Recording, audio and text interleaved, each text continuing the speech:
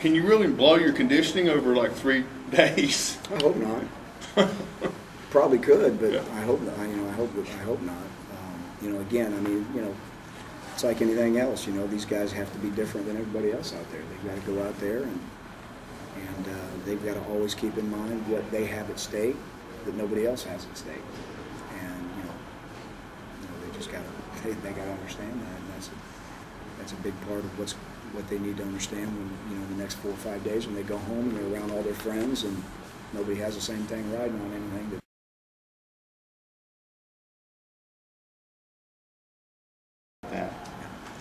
04, 6 years ago, and our guys were in a lot of them were in 6th grade. So, it was a great year, great memory for all of us that were involved in it. But this is a different year with different people, and we've got to stick to what our focus is, and that's every game one at a time.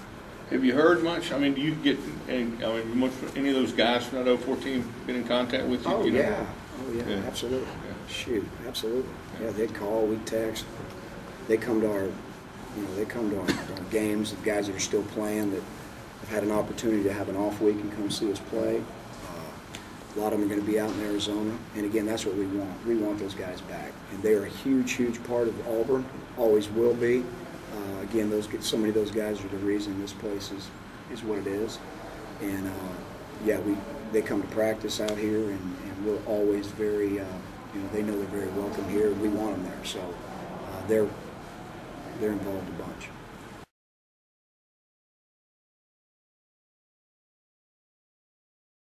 Yeah, to relax on. Yeah, that's a good question.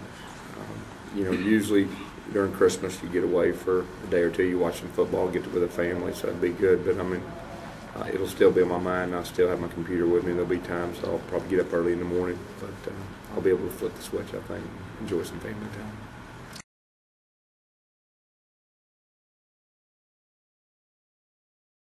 Yeah, well, I'm real proud of him, and then I figured out we'd play him next year. So, the stress level's already kicked in for me. He knows all the signals, but no, he's got a great mind. He's going to be a great coach. His best days are ahead of him, and he definitely deserves some of the credit for what we've done. I mean, I ask a lot of him. He's not a normal GA. I ask a lot of him during games and game planning and everything, so he'll do a great job. With an offense like that, how important is it not to do what y'all done a few times, which is get behind early? Well, we sure don't want to get behind early. We don't want to do that. That's not part of the plan.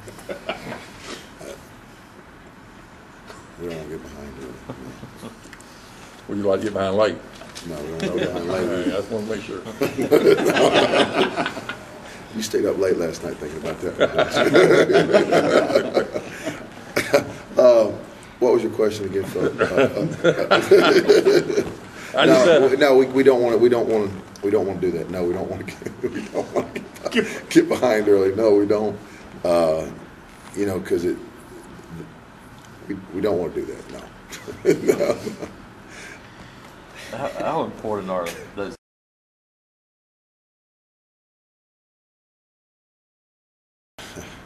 I tell you, it's like he goes through the eye of the needle sometimes in some of his cuts. You're watching the end zone tape, and there's absolutely no hole there, and then all of a sudden here comes this guy squirting out of there that goes 80 yards.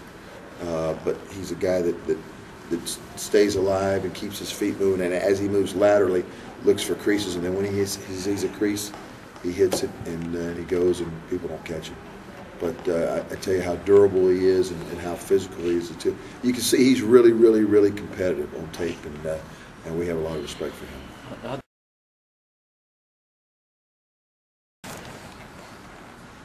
Sorry to keep you waiting.